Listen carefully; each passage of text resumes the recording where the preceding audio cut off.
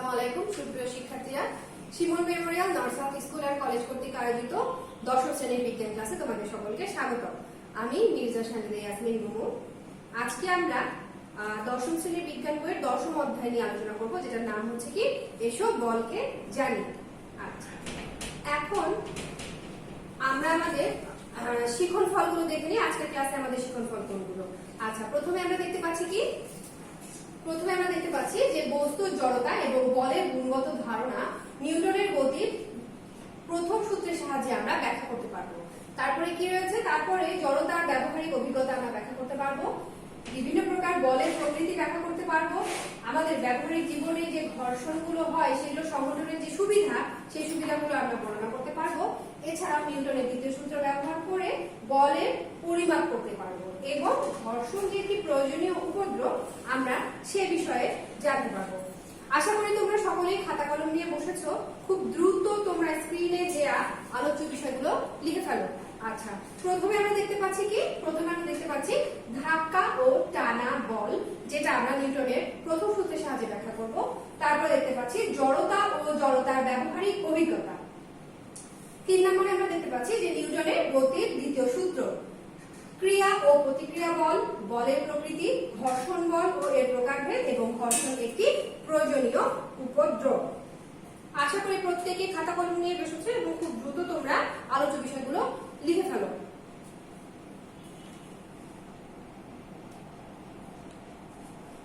আশা করি প্রত্যেকে লিখে ফেলেছো। এখন আমরা আমাদের প্রথম টপিক কি ছিল? ধাক্কা ও টানা বল, যেটাকে আমরা বলছি নিউটনের প্রথম সূত্রের সাহায্যে ব্যাখ্যা করব। সেইটাই আলোচনায় চলে যায়। প্রথমে আমরা স্ক্রিনে একটা ছবি দেখতে পাচ্ছি। এটা কি? এই বিজ্ঞানীটা কে? তোমরা কি কেউ বলতে পারবে? আচ্ছা, এটা হচ্ছে বিজ্ঞানী নিউটন, যিনি কি করেছিলেন এই বল সম্পর্কিত বস্তুর ভর, জড়তা, গতির মধ্যে সমন্বয় করে মূলত 3টি সূত্র প্রদান করেছিলেন, যা কি নিউটনের গতির সূত্র নামে পরিচিত। আচ্ছা, আমরা একটু দেখি এখানে কি বলা হয়েছে যে কোনো কিছুকে যদি আমরা দূরে সরাতে চাই তখন আমরা কি করি? সেটাকে ঠেলা দিই বা সেটাকে কি করি? আমরা ধাক্কা দিই। আবার যখন আমরা কোনো কিছুকে আমাদের কাছে আনতে চাই তখন আমরা কি করি? তাকে কিন্তু আমরা নিজেদের দিকে টানি অথবা স্ট্রেচ করি, কোনোভাবে আমরা ওই বস্তুটাকে কি করি? নিজেদের মধ্যে আনতে চাই।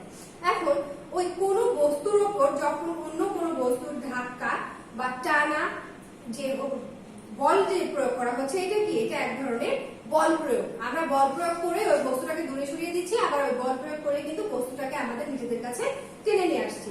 এখন এই যে বিজ্ঞানী নিউটন, তিনি এই কি করেছিলেন? এই বল, ভর, জড়তা ও গতির মধ্যে সম্পর্ক স্থাপনের জন্য তিনি 3টি সূত্র প্রকাশ করেছিলেন। এই সূত্রগুলো কি নিউটনের গতিসূত্র নামে পরিচিত। আচ্ছা, প্রথমে আমরা দেখি যে নিউটনের প্রথম সূত্রটা কি ছিল। প্রথম সূত্রটা ছিল যে বাহ্যিক কোনো বল প্রয়োগ না করলে স্থির বস্তু চিরকাল স্থির থাকবে এবং গতিশীল বস্তু সুষম গতিতে সরল পথে চলতে থাকবে। অর্থাৎ আমরা যদি কোনো বস্তুর উপর বল প্রয়োগ না করি তাহলে কি হবে? সেই বস্তুটা স্থির অবস্থানে থাকবে। আর যদি কোনো গতিশীল বস্তুর উপর বল প্রয়োগ না করি তাহলে কি হবে? গতিশীল বস্তু কিন্তু নিজ গতিতে সে চলতে থাকবে। এটাই হচ্ছে কি নিউটনের গতির প্রথম সূত্র। এখন আমরা এই সূত্রটাকে ব্যবহার করে দেখি জড়তা এবং জড়তার বিভিন্ন ব্যবহারিক অভিজ্ঞতা। আচ্ছা, আমরা আমাদের দৈনন্দিন জীবনে দেখে থাকি যে প্রত্যেক বস্তু যে অবস্থায় আছে সে কিন্তু সেই অবস্থায় থাকতে চায়। বস্তু যদি স্থির থাকে সে স্থির অবস্থায় থাকতে চায়, আর যদি কোনো বস্তু গতিশীল থাকে সে কিন্তু সেই গতিশীল অবস্থাতে থাকতে চায়। এখন যতক্ষণ না পর্যন্ত আমি বল প্রয়োগ করে ওই গতিশীল বস্তু অথবা স্থির বস্তুর অবস্থার যে পরিবর্তন ঘটাচ্ছি ততক্ষণ কি হবে? সে সেই অবস্থানে থাকতে চাইবে। এখন এই বল প্রয়োগ না করা পর্যন্ত বস্তু যে অবস্থায় আছে সে অবস্থায় থাকতে চাওয়ার যে প্রবণতা, সেটাকে আমরা কি বলছি? সেটাকে আমরা বলছি হচ্ছে জড়তা। আর স্থিতিশীল বস্তু অর্থাৎ স্থির একটা বস্তু যে অবস্থায় আছে সে অবস্থায় থাকতে চাওয়ার যে প্রবণতা, সেটাকে আমরা বলছি হচ্ছে স্থিতি জড়তা। আর যদি কোনো গতিশীল বস্তু নিজস্ব গতিতে চলতে থাকে তার ওই গতিশীল থাকার যে প্রবণতা, সেটাকে আমরা কি বলছি? সেটাকে আমরা বলছি হচ্ছে গতি জড়তা। এখন আমরা দুইটা চিত্রের সাহায্যে একটু বুঝি যে স্থিতি আর গতি জড়তাটা কি। আচ্ছা, এখানে আমরা একটা বিল্ডিং দেখতে পাচ্ছি। বাড়িটা কি? বিল্ডিংটা কি? এটা একটা স্থির বস্তু। সে কি আছে? সে যে অবস্থানে আছে সে কিন্তু সারা জীবন ওকে যতক্ষণ পর্যন্ত না ধ্বংস করা হবে সে কি হবে? ওই অবস্থানেই থাকতে চাবে। এটা কোন জড়তার উদাহরণ? এটা কিন্তু একটা স্থিতি জড়তার উদাহরণ। আর এই পাশের চিত্রে আমরা দেখতে পাচ্ছি যে একটা গাড়ি চলমান, সে কি চলন্ত অবস্থায় আছে, অর্থাৎ সে নিজ গতিতেই চলতে আছে। যতক্ষণ না পর্যন্ত আমরা ব্রেক করে বা বল প্রয়োগ না করে তাকে কি করছি, বন্ধ না করছি, ততক্ষণ সে কি থাকবে, সে নিজস্ব গতিতে চলতে থাকবে। এই যে স্থির বাড়িটি স্থির এবং গাড়িটি যে গতিশীল থাকতে চাওয়ার যে প্রবণতা, সেটা কেন? সেটা হচ্ছে আমাদের উত্তরটা কি, জড়তার জন্য। এই হচ্ছে আমাদের স্থিতি এবং গতি জড়তা। আমরা আরো কিছু চিত্র দেখি। এখানে দেখতে পাচ্ছি যে, দুঃখিত, হঠাৎ করে যখন কোনো গাড়ি, আমরা যখন বাসে যাই অথবা কোনো গাড়িতে যাতায়াত করি বা ড্রাইভে যাই, তখন কি হঠাৎ করে যদি গাড়িটা চলতে শুরু করে তখন কি হয়, আমরা কিন্তু পেছনের দিকে ঝুঁকে পড়ি। কারণ কি, এটাও কিন্তু জড়তার জন্য। এখানে আরেকটা চিত্র দ্বারা বোঝানো হয়েছে যে একটা ছোট বাচ্চা কি হচ্ছে, একটা খেলনার মধ্যে আছে, তাকে যখন সে সামনের দিকে টানা দিচ্ছে, বাচ্চাটা কিন্তু পিছনের দিকে চলে যাচ্ছে। কারণ কি, এটাও কি একটা হচ্ছে জড়তার জন্য। আবার যখন আমরা গাড়িতে অবস্থানরত অবস্থায় যখন হঠাৎ করে গাড়িটা ব্রেক করছে, তখন আমরা কি করছি, আমরা সামনের দিকে ঝুঁকে পড়ছি। এটাও কেন, এটাও হচ্ছে কি জড়তার জন্য। আচ্ছা, এখন আমরা দেখব নিউটনের গতির দ্বিতীয় সূত্র। আচ্ছা, নিউটনের গতির দ্বিতীয় সূত্রটাকে আমরা একটু দেখি। এখানে বলা হয়েছে বস্তুর ভরবেগের পরিবর্তনের হার এর উপর প্রযুক্ত বলের সমানুপাতিক এবং বল যেদিকে ক্রিয়া করে বস্তুর ভরবেগের পরিবর্তনও সেদিকে ঘটে। এই সূত্রকে যদি আমরা গাণিতিকভাবে ব্যাখ্যা করি তাহলে আমরা কি পাই, আমরা পাই হচ্ছে F সমান সমান ma। আচ্ছা, অর্থাৎ বাংলায় যদি আমরা বলি বল সমান সমান ভর গুণিত ত্বরণ। এখন বলের ইংরেজিটা কি, বলের ইংরেজিটা হচ্ছে কি ফোর্স। এই ফোর্সের বড় হাতের F টা নিয়ে আমরা কি করছি, এই বলকে প্রকাশ করছি ইংরেজিতে। আচ্ছা, ভরের ইংরেজি হচ্ছে ম্যাস। এই ম্যাসের ইংরেজিটা কি, ম্যাসের এই m অক্ষরটা নিয়ে আমরা কিন্তু এই ভরটাকে প্রকাশ করছি। এবং ত্বরণটাকে আমরা প্রকাশ করি ইংরেজিতে এক্সিলারেশন। এই এক্সিলারেশনের a নিয়ে আমরা কি করছি, F সমান ma, অর্থাৎ বল সমান সমান ভর কিন্তু ত্বরণ। আমরা এই নিউটনের গতিসূত্রের গাণিতিক ব্যাখ্যার সংক্ষিপ্ত রূপটা আমরা এভাবে বলতে পারি, বল সমান সমান ভর গুণিত ত্বরণ। আচ্ছা, প্রথমে আমরা বলেছিলাম কি যে বস্তুর ভরবেগের পরিবর্তনের হার এর উপর প্রযুক্ত বলের সমানুপাতিক। আমরা একটু চিত্রটা লক্ষ্য করি। যদি আমরা ধরে নিলাম যে এই গাড়িটা কোনো একটা কারণবশত রাস্তার মধ্যে বন্ধ হয়ে গেছে, সাপোজ এটা ফুয়েল শেষ হয়ে গেছে, কোনো একটা ব্যক্তি কি করছে, এখান থেকে পেছন থেকে ফোর্স করে কি করছে, গাড়িটাকে ধাক্কা দেওয়ার চেষ্টা করছে। প্রথমে আমরা কি দেখলাম যে বস্তুর ভরবেগের পরিবর্তনের হার এর উপর প্রযুক্ত বলের সমানুপাতিক, অর্থাৎ এই ব্যক্তিটা যতটুকু পরিমাণ ফোর্স দিয়ে বল প্রয়োগ করে এই গাড়িটাকে সরানোর চেষ্টা করবে, ওই গাড়িটা ঠিক ততটুকু পরিমাণই সরে যাবে। এটাই হচ্ছে কি যে বস্তুর উপর প্রযুক্ত বলের সমানুপাতিক, অর্থাৎ আমি যতটুকু বল প্রয়োগ করব গাড়িটাও ঠিক ততটুকু পরিমাণ তার অবস্থানের পরিবর্তন ঘটাবে। এটাই হচ্ছে কি নিউটনের গতির দ্বিতীয় সূত্র। আমরা একটা গাণিতিক ব্যাখ্যা দেখবো নিউটনের গতির দ্বিতীয় সূত্রে। এখানে একটা ছোট্ট একটা অঙ্ক দেওয়া হয়েছে যে একটি বস্তুর ভর 20 কেজি, এর ওপর একটি বল প্রযুক্ত হয়, এর ত্বরণ হলো 2 মিটার পার সেকেন্ড স্কয়ার। প্রযুক্ত বলের মান কত ছিল? আমরা নিউটনের গতির সূত্রতে দেখলাম কি আছে, F সমান সমান ma। F তে কি বল, এখানে বলা হয়েছে প্রযুক্ত বলের মানটা কত ছিল, অর্থাৎ এই অঙ্কে কিন্তু আমার বলের মানটা দেয়া নাই, আমাকে কি করতে হবে, F টা নির্ণয় করতে হবে। আর ma তে কি ছিল, m তে মাস, অর্থাৎ কি ভর। এখানে আমরা দেখতে পাচ্ছি বস্তুর ভর কত, 20 কেজি, আমরা কিন্তু পেয়ে গেছি। আর ত্বরণ কি অ্যাক্সেলারেশন a, ত্বরণটা কত, ত্বরণ হচ্ছে 2 মিটার পার সেকেন্ড স্কয়ার। এখন একটু যদি সমাধানের দিকে আসি, আমরা জানি F সমান কি m। আচ্ছা, আমরা এখানে বস্তুর ভর m জানি কত, 20 কিলো, এবং বস্তুর ত্বরণ কত জানি, 2 মিটার পার সেকেন্ড স্কয়ার। আমরা কি নির্ণয় করব, প্রযুক্ত বলের মান কত ছিল, অর্থাৎ F কত ছিল। তাহলে F সমান সমান ভর, অর্থাৎ আমরা কি করব, F টা নির্ণয় করব। সরাসরি যদি আমরা এই F সমান m এই সূত্রের মধ্যে যদি আমরা এই মানগুলো বসিয়ে দিই, আমরা কি বের করতে পারবো না? আমরা খুব সহজে বের করতে পারবো। 20 গুণিত 2 metre per second square equal to হচ্ছে কত, 40 নিউটন। এখন এই F কে আমরা কি দ্বারা প্রকাশ করব, বলটাকে আমরা সবসময় নিউটন দ্বারা প্রকাশ করব, যেটাকে আমরা ইংরেজিতে যদি দেখি তাহলে কি লিখব, বড় হাতের একটা n। এইভাবে ছোট ছোট অঙ্ক থাকবে তোমাদের বইয়ের মধ্যে, তোমরা খুব সহজেই কিন্তু সমাধান করতে পারবে। এখন আমরা দেখব ক্রিয়া এবং প্রতিক্রিয়া বল। অলরেডি আমরা দুটো সূত্র দেখেছি নিউটনের, এরপরে আমরা দ্বিতীয় সূত্রটা দেখব। এই ক্রিয়া প্রতিক্রিয়া বলের মাধ্যমে কিন্তু আমরা নিউটনের গতির তৃতীয় সূত্রটা সমাধান করতে পারবো। তৃতীয় সূত্রে নিউটন কি বলেছেন যে প্রত্যেক ক্রিয়া বলেরই কিন্তু একটি সমান এবং বিপরীতমুখী প্রতিক্রিয়া আছে। আচ্ছা, এই ক্রিয়া এবং প্রতিক্রিয়া বোঝার সবচেয়ে সহজ উপায় হচ্ছে আমরা কিভাবে মুভমেন্ট করি বা আমরা কিভাবে হাঁটি বা কিভাবে আমরা দৌড়াই। আচ্ছা, আমরা যখন হাঁটি, তোমরা যখন হাঁটো, তোমাদেরকে ওপর কেউ বল প্রয়োগ করে? কেউ কিন্তু বল প্রয়োগ করে না। আমরা কি করি? আমরা নিজেদের ইচ্ছায় হাঁটি। এটা কিভাবে সম্ভব? এটা এই নিউটনের তৃতীয় সূত্র যদি আমরা একটু বিশদভাবে জানি, আমরা সহজে বুঝতে পারবো যে আমরা কিভাবে হাঁটি। আচ্ছা, যখন আমরা হাঁটি তখন কি হয়? আমাদের পা দিয়ে আমরা কি করি? মাটিতে ধাক্কা দেই। হ্যাঁ, মাটির উপরে যে চাপটা প্রয়োগ করছি তখন কি করে? মাটির ঠিক বিপরীত ধর্মী একটা আমাদের শরীরের দিকে একটা চাপ প্রয়োগ করে। যতটুকু চাপ আমি মাটিকে দিচ্ছি ঠিক ততটুকুই কিন্তু মহাকর্ষ বলের কারণে সে আমাদেরকে ফিরিয়ে দিচ্ছে। যার ফলে কি হয়? আমাদের যখন আমরা হাঁটি তখন কি হয়? মাটির ওপরে একটা ত্বরণ সৃষ্টি হয় এবং আমরা কিন্তু সহজে হেঁটে যাই। আমরা একটু চিত্রটা লক্ষ্য করি।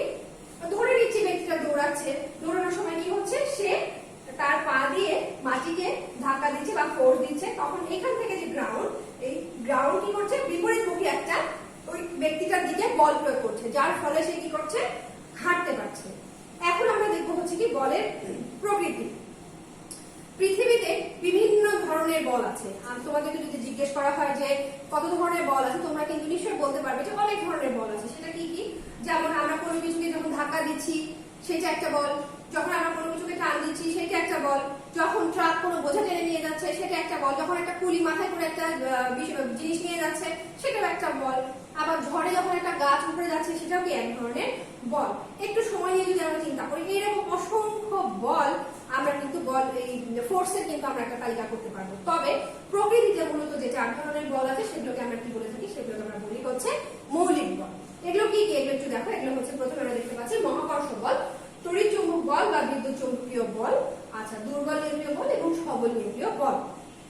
আমরা একটু চিত্র সাহায্যে বুঝি। আচ্ছা, মহাকর্ষটা কি? যে মহাবিশ্বের যে কোনো দুটি বস্তুর মধ্যকার যে পারস্পরিক আকর্ষণ বল সেটাকে আমরা বলছি হচ্ছে কি? মহাকর্ষ বল। যেমন সূর্য এবং চাঁদের মধ্যে যে আকর্ষণ সেটা হচ্ছে কি? সেটা একটা মহাকর্ষ বল। এটা কি? এটা একটা পৃথিবী। এই পৃথিবীটা কি করে? মহাকর্ষ বলের কারণে কিন্তু সূর্যের চারপাশে, চাঁদের চারপাশে কিন্তু প্রদক্ষিণ করে। আচ্ছা, এরপরে আমরা দেখবো কি? এরপরে আমরা দেখবো হচ্ছে তড়িৎ চৌম্বক বল বা বিদ্যুৎ চৌম্বকীয় বল। আচ্ছা, আমরা দেখতে পাচ্ছি কি? চিরুনি দিয়ে চুল আঁচড়ানো হচ্ছে। আমরা ছোটবেলায় করতাম, তোমরা করতা কিনা আমি জানি না, আমি করতাম যে যখন এই চিরুনি দিয়ে আমরা চুল আঁচড়াতাম সেই চিরুনিটাকে যখন আমরা একটা কাগজের সাথে স্পর্শ করতাম কি হতো? একটা কারেন্টের মতো তৈরি হতো, একটা বিদ্যুৎ তৈরি হতো। এটা কি? এটাই হচ্ছে একটা আমাদের তড়িৎ চৌম্বক বল। আচ্ছা, এরপরে আমরা দেখি হচ্ছে কি? দুর্বল নিউক্লিয় বল। দুর্বল নিউক্লিয় বলটা কি? যে এইটাকে দুর্বল বলা হয় কারণ তড়িৎ চৌম্বক বল থেকে এই দুর্বল নিউক্লিয় বল মহাকর্ষ বলের মতো এতটাও দুর্বল নয়। তবে তেজস্ক্রিয় নিউক্লিয়াস থেকে যে ইলেকট্রন বের হয় সেটার কারণে এটাকে আমরা বলি হচ্ছে কি? দুর্বল নিউক্লিয় বল। এটা হচ্ছে কি আমাদের স্ট্রং নিউক্লিয়ার ফোর্স অর্থাৎ সবল নিউক্লিয় বল। এটা হচ্ছে কি? যে এটি হচ্ছে জীবজগতের সবচেয়ে শক্তিশালী এবং তড়িৎ চৌম্বক বল থেকেও 100 গুণ বেশি শক্তিশালী একটা বল। ঠিক আছে, এরপরে আমরা দেখি হচ্ছে কি? ঘর্ষণ বল এবং এর প্রকারভেদ। আচ্ছা, ধরা যাক একটা টেবিলের ওপর একটা কাঠের টুকরো রয়েছে এবং সেই কাঠের টুকরোর ওপর বল প্রয়োগ করে আমি সেখানে বল প্রয়োগ করতে যাচ্ছি। একটা কাঠের টুকরো রয়েছে, আমি সেই কাঠের টুকরোটার উপরে কি করব? আমি আরো ফোর্স দিব, বল প্রয়োগ করে আমি সেটাকে আরো বেশি প্রসারিত করতে যাচ্ছি বা ঘর্ষণ সৃষ্টি করতে যাচ্ছি। যদি কাঠের টুকরোর ওপর খানিকটা ওজন বসিয়ে দিই, সেখানে দেখা যাবে কি? যে ঘর্ষণ বলের মানটা কি আরো বেশি পরিমাণ বেড়ে গেছে। যদিও যখন আমরা একটা কাঠের টেবিলকে দেখি তখন কিন্তু আমাদের কি মনে হয়? একেবারে সারফেসটাকে একদম মসৃণ। কিন্তু যদি এটাকে আমরা অনুবীক্ষণ যন্ত্রে দেখি তাহলে আমরা দেখতে পাবো যে সবগুলো সারফেসই কিন্তু মসৃণ না। এর মাঝে কি রয়েছে? এবড়ো থেবড়ো কিছু অংশ রয়েছে এবং এই এবড়ো থেবড়ো অংশগুলো যখন একে অপরকে স্পর্শ করে বা খাঁজগুলো যখন একে অন্যের সাথে আটকে যায় সেটার কারণে কিন্তু গতিটা, ফোর্সের গতিটা বাধাপ্রাপ্ত হয়, যার ফলে কি হয়? ওখানে ঘর্ষণ বলের সৃষ্টি হয়। এখানে আমরা দেখতে পাচ্ছি, আমরা যে বিষয়টা বললাম যে এখানে একটা টেবিলের উপরে একটা বস্তু রয়েছে, সেই বস্তুটার উপরে আমি কি করছি? আরো বেশি বল প্রয়োগ করে বস্তুটায় ঘর্ষণ বলের জন্ম দিতে যাচ্ছি। আচ্ছা, ঘর্ষণ বলের প্রকারভেদ। ঘর্ষণ বলকে সাধারণত 4 ভাগে ভাগ করা যায়। আচ্ছা, কি কি? স্থিতি ঘর্ষণ, গতি ঘর্ষণ, আবর্ত ঘর্ষণ এবং প্রবাহী ঘর্ষণ। স্থিতি ঘর্ষণটা কি? একটি বস্তু অন্য বস্তুর সাপেক্ষে যখন স্থির থাকতে চায় তার যে একটি বস্তুর অপর বস্তুর সাথে স্থির থাকতে যাওয়ার যে প্রবণতা, সেটা হচ্ছে কি আমাদের স্থিতি ঘর্ষণ। আচ্ছা, এরপর আমরা দেখি কি গতি ঘর্ষণ। গতি ঘর্ষণটা কি, যে যখন একটা চলমান বস্তুর সাপেক্ষে আর একটা চলমান বস্তু গতিশীল অবস্থায় থাকতে চায় তখন সেটা কি, সেটা আমাদের গতি ঘর্ষণ। আচ্ছা, আবর্ত ঘর্ষণটা কি, যখন একটি একটা তলের ওপর যখন অন্য একটি বস্তু গড়িয়ে যায় বা ঘুরতে থাকে সার্কুলিক আকারে, যেমন একটা ফুটবল যদি মাটিতে গড়িয়ে যায়, সে কি করছে, মাটির মধ্যে কিন্তু সার্কুলিক আকারে ঘুরতে থাকে, সেটাকে আমরা কি বলি, সেটাকে আমরা বলি হচ্ছে আবর্ত ঘর্ষণ। এরপরে আমরা দেখবো 4 নম্বরে কি, প্রবাহী ঘর্ষণ। প্রবাহী ঘর্ষণটা কি, যে যখন কোনো বস্তু তরল বা বায়বীয় পদার্থের ভেতর দিয়ে যায় এবং ওই তরল বা বায়বীয় পদার্থের ভেতর দিয়ে যাওয়ার সময় একটা ঘর্ষণ সৃষ্টি হয়, তখন কি, তখন যে ঘর্ষণটা সৃষ্টি হয় সেটাকে আমরা বলি হচ্ছে কি প্রবাহী ঘর্ষণ। যেমন যখন কেউ ওপরে ক্লাইম্বিং করে, প্যারাশুট থেকে যখন কেউ লাফ দেয়, তখন কি হয়, তখন কিন্তু সেই প্রবাহী ঘর্ষণের ফলে কিন্তু ব্যক্তিটা বাতাসের মধ্যে বেশি থাকতে থাকতে একসময় কিন্তু নিচে নেমে আসে। এটাই হচ্ছে কি আমাদের প্রবাহী ঘর্ষণ। আচ্ছা, এরপরে আমাদের সর্বশেষ যে আলোচ্য বিষয় সেটা হচ্ছে কি ঘর্ষণে কি প্রয়োজনীয় উপদ্রব। আমরা সবাই লক্ষ্য করি এবং আমরা সকলেই শীতকালে এই কাজটা করি, যে ঘর্ষণের কারণে তাপ শক্তি উৎপন্ন হয়। যেমন শীতের দিনে কি করি, আমরা হাতের সাথে কিন্তু হাত ঘষা দিই, তখন কি হয়, আমাদের হাত উত্তপ্ত হয় না। আবার যখন গাড়ি যখন চলাচল করে তখন কি হয়, গাড়ির ইঞ্জিনটা গরম হয়, কারণ কি, কারণটা সেখানেও কিন্তু ঘর্ষণ তৈরি হয়, যার ফলে কি হয়, গাড়ির ইঞ্জিনটা গরম হয়। তারপরে আমরা দেখতে পাচ্ছি যে গাড়ি, প্লেন, জাহাজ, সাবমেরিন এগুলো কি করে, এগুলো ঘর্ষণ বলকে পরাস্ত করে এগিয়ে যেতে হয়, তখন তাদের কি হয়, অতিরিক্ত জ্বালানি খরচ হয়। এভাবে দেখা গেছে যে ঘর্ষণ আপাত দৃষ্টিতে আমাদের কাছে মনে হতে পারে যে এটা আমাদের জীবনের উপদ্রব, তবে এটা উপদ্রব হলেও এটা আমাদেরকে মেনে নিতে হবে যে এটা আমাদের জন্য প্রয়োজনীয়। এখানে আমরা একটা এরোপ্লেনের চিত্র দেখতে পাচ্ছি। এই যখন ওপরে ওঠার চেষ্টা করে, তার আগে কি হয়, তার আগে দীর্ঘ একটা সারফেস কিন্তু সে চাকা দিয়ে ঘুরিয়ে যায়, তাকে কি বল প্রয়োগ করে ঘর্ষণ তৈরি করে সে ওপরে উঠে যাওয়ার জন্য। এরপর দেখতে পাচ্ছি একটা জাহাজ, কেউ কি করে, ঠিক পানির পৃষ্ঠদেশে কি করে, সামনে এগিয়ে যাওয়ার জন্য পানির পৃষ্ঠে সে কি করছে, একটা ঘর্ষণ সৃষ্টি করছে, ফোর্স সৃষ্টি করছে, যার ফলে সে কি করছে, সামনের দিকে এগিয়ে যাচ্ছে। আচ্ছা, এই ছিল আমাদের আজকের পড়াশোনা। এরপরে আমরা আমাদের মূল্যায়নে চলে যাব। আচ্ছা, জড়তা বলতে কি বুঝো?